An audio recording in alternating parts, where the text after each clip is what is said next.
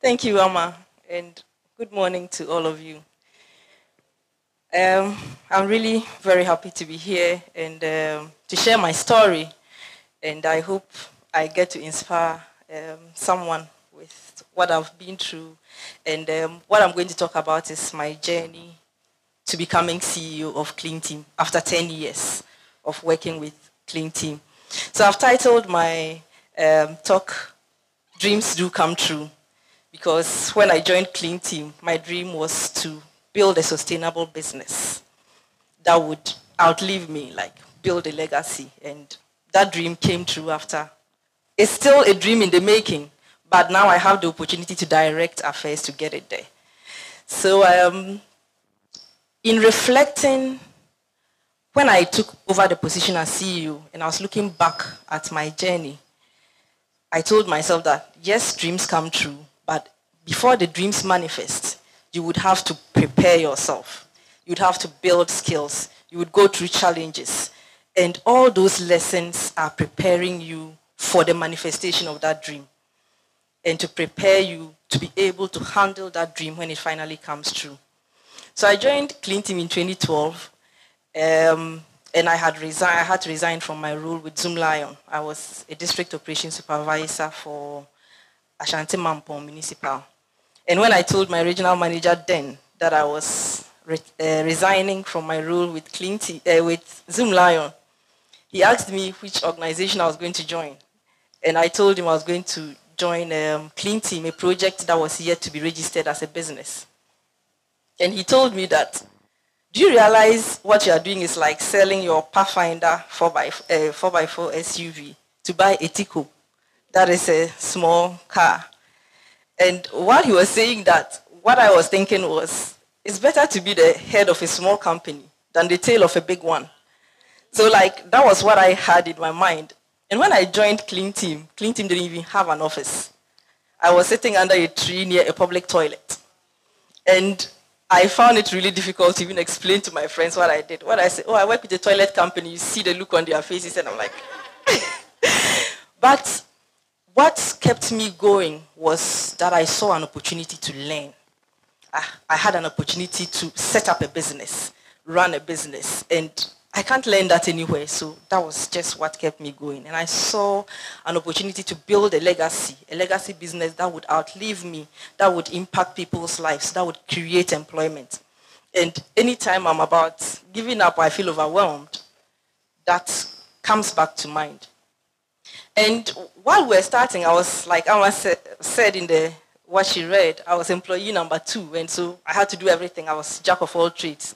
I was operations manager, I was HR, I was finance, I was health and safety officer, and I had to take courses to help me work better in these positions. And taking up all these positions actually helped me develop very deep insights into the business, and at a point made me indispensable to the business. So by 2013, we had reached over 100 customers. And the board decided they were going to bring in a CEO to commercialize the business. I was quite upset. I was like, we've struggled to build this business, and now we are getting to 300, and it's showing prospects, and you're bringing someone else to come and handle the business. Why don't you upgrade the then general manager to CEO? They said, oh, she doesn't have the commercial skills. I'm like, you could have helped her to build those skills. But I didn't get the answers I needed. They brought in the CEO. That was in 2013.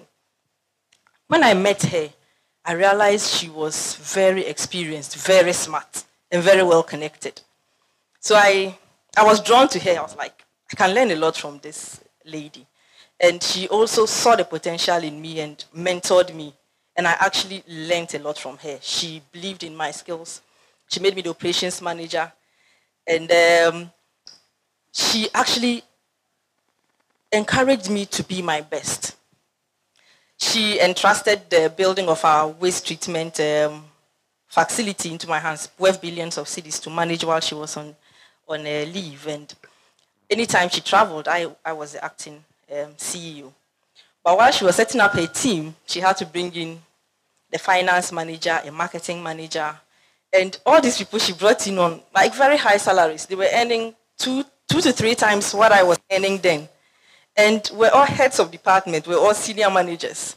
So one day I went to talk to her. I told her that I felt I was not being treated fairly because the other managers are being paid higher than me. Can she do something about my salary?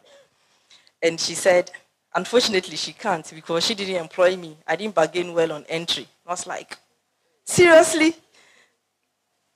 So that night, I couldn't sleep.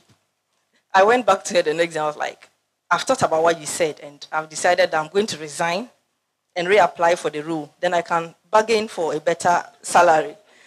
And she said, no, there's no need to do that. I would see what I can do or what I can work out for you. And she did. The following year, I got a raise, even though it wasn't the same as my other colleagues, but I got something. In 2014, she went on maternity leave, and I took over as acting CEO. Unfortunately, or fortunately, within that same time, I also got pregnant. And my pregnancies are really very difficult times for me, especially the first 3 months. I vomit and spit a lot, and I can hardly eat, so I become very weak. And this time, it continued for the whole 9 months, so I was too weak to prove myself in that role. When she returned from maternity leave, she immediately resigned. And the board chair and the board were quite upset about that because they gave her like 6 months leave, and she resigned immediately after because she had a better offer. So when my maternity leave came, the board were quite nervous about giving me a long time. So when my son turned 2 months, the board chair called that I come back to work, and I told him, no, I won't come. I won't leave my 2-month-old baby and come to work. If he's 3 months, then I will. And he said, if I stay home, then they are going to take my annual leave. And I'm like, take it, but I'll not come. I have to take care of my son. So when he was 3, I went back to 3 months. I went back to work. And then acting CEO, I think there is a law that allows mothers another 6 months of an hour break, or you can close an hour early so you can breastfeed. But the then acting CEO said, no, he can't grant me that. I do that at my own expense. So I stayed at work till we closed. And by the time I closed, my breasts are really heavy and my shirt is wet with breast milk. But I survived that phase.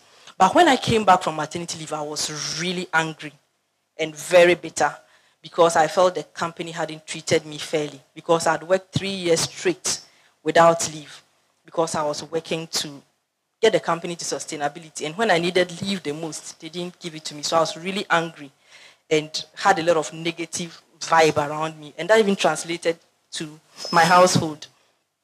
But one good thing that happened was that around that time, the board sent us a coach because the business was going down. And this coach really turned my life around. He helped me to overcome my negative thoughts and feelings. And he recommended a book, The Power of Now, for me to read. And that book transformed my life. What I learned from that book was that if you live in the past, you relive your pain every day, and you keep getting angry and bitter. But if you live in your present, then you have the opportunity to focus on whatever is happening, give it your best, and that could impact on your future. And if you focus on the future too much, you actually would miss the present.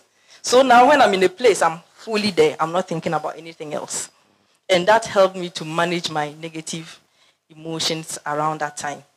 And what I also learned from that book was that I can actually control my thoughts. I can decide what I think. If a negative thought is coming to my mind, I can push it aside and think about something positive. I actually didn't know I could do that. So I consciously did that, and it helped me come out of that dark period. In 2016, we had another CEO, and he was also very commercial. I learned a lot from him. By 2018, I was thinking of resigning because I felt like I've stayed in clean team too long. Everyone else have moved on. They are doing well. Can't I move as well? But unfortunately, I didn't find any job. And then I met the third CEO, Kelvin. And when I met him, I realized he was also really very smart. And one thing that struck me about him was that he was very emotionally intelligent. And I felt, okay, I can learn from him as well. Let me stay another 2 years and see what I can learn. And I don't regret that decision. Kelvin actually mentored me and taught me a lot. And for him, his mission was to make himself redundant in the next 2 years. And so he was supposed to mentor someone into the CEO position. And he decided he was going to mentor me. And he's actually my biggest cheerleader. I always tell him that you actually believe in me more than I believe in myself. And that kind of gives you pressure, saying that you can't even afford to fail. So long story short, when his contract was expiring, he recommended me to the board to take over the role as CEO. And the board said, yes, we trust Abby's ability, but we don't want to hand over the position to her. We want to open it up and make it competitive. And Kelvin was really upset. He's like, you don't know what you have. You are going to lose it. No one else understands this business more than Abigail does. But then I told him that, Kelvin, I want to earn this position. I don't want it to be handed to me. I want to prove to myself and to everyone else that I really can, or I have what it takes to be a CEO of Clean Team. So let them advertise, and they did. Got candidates in for the first round of interviews. I was taken to the final stage because the board already knew my skills or what I could do. The first interview they went through, then later the board called me that they had done the first interviews, but all the candidates they had interviewed, they felt were not as good as I am, so they are going to interview just me for the final stage. And so I went to the interview, 2 hours of interviewing. I had to talk about my vision, what I could do for the company, how I could transform the company. I've been in the company for 10 years. You've not broken even yet. How can I do that in 2 years? I had to tell them what I could do, and they approved me as a CEO, and I took over the role in November 2021. And my target is to get Clean Team to break even and to build a sustainable business out of Clean Team. And I firmly believe I can do that because of the lessons I've learned I've seen the good, the bad, the worst. And I believe that I can turn it around. So maybe next 2 years or 3 years, I'll be telling you the story of how I overcame the challenges to get Clean Team to sustainability. But in all of this, the lessons that came out from it for me is that dreams do come true. So when you are dreaming, dream big. They do come true. But while you are dreaming, work at it. Improve your skills. Whatever challenges are coming your way, I believe have some lessons to teach you, or is building you up in a way for that dream. If I was given the position of CEO earlier than now, I don't think I would have done a good job at it. That would have been a premature dream, and I wouldn't have maximized it. And also, that it's important to have a mind of learning, like open your mind to learn. There are opportunities around us to learn every day. But until you've made your mind that you want to learn and approach everything with curiosity, you would lose the lessons that you are supposed to gain from them. So I would encourage everyone to dream, but work at them, and take your challenges as they come along. And I believe this is the beginning of a journey with many more challenges. But then I believe I would prevail, and I'll be telling you my success story in the next 2 years. Thank you. Thank you so much, Abigail. And I got my signature what? Goosebumps. Yes, when I think it was the part where she talked about dream big, but don't just sit there, work at it. Sometimes we are just waiting for God. Let the manna fall.